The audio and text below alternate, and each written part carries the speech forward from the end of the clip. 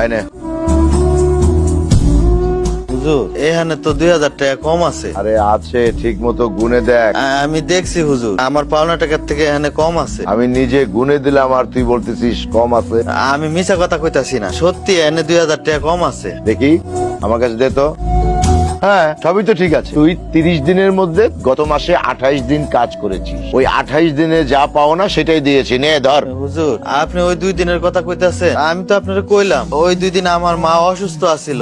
আমি আমার মারেলে বড় ডাক্তারের কাছে গেছিলাম, তার মধ্যে ডাক্তার কতগুলো ওষুধ ধরায় দিছে, এখন পর্যন্ত সব ওষুধ কিনতে পারি নাই। তার মধ্যে আপনি যদি আমারে 2000 টাকা কম দেন তাহলে আমি কেমনে কি করবো? শোন রাজু, এত কিছু শোনার মতো তো আমার হাতে সময় নেই। কোনো আবেগে কোনো কাজ হবে না। তুই আমার ক্ষেতে যে কয়েকদিন কাজ করেছিস, যেই কয়েক টাকা তোর পাওনা ছিল সেই কয়েক টাকা আমি বুঝিয়ে দিয়ে দিয়েছি। যা এখন।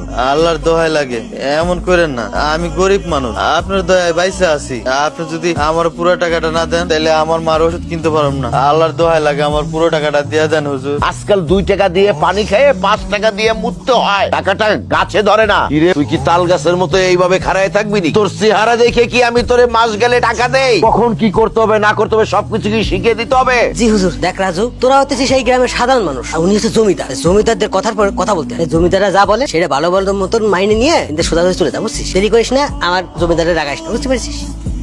আমি একলা আপনাকে 5 কামলার কাম কইরা দিমু, আমার টাকাটা দিতে কর না বাহাদুর ভাই। বুঝতে পারছিস? তোর ভালো ভালো কথা বলে তোর কানে ঢুকছে না, তোরা এই $5 দিতে, বুঝছিস? জমিদার সাহেব, উপরে আল্লাহ আর নিচে আপনি, আপনার দয়ায় 4টা ডাল ভাত খেয়ে বাইসে আছি। আপনি যদি এমন করেন তাহলে কই যাবো? আমি গরিব মানুষ, আপনার এনে কাম করে রাখাই। আমার মাটা খুব অসুস্থ, দয়া করে আমার পুরো টাকাটা দিয়ে দেন। আমি কইলাম তো আমি একলা আপনার 5 কামলার কাম করে দেবো, আমি আর কোনোদিন আপনার কামে হাত দেবো না। দয়া করে আমার পুরো টাকাটা দিয়ে দেন, আমার মা অসুস্থ।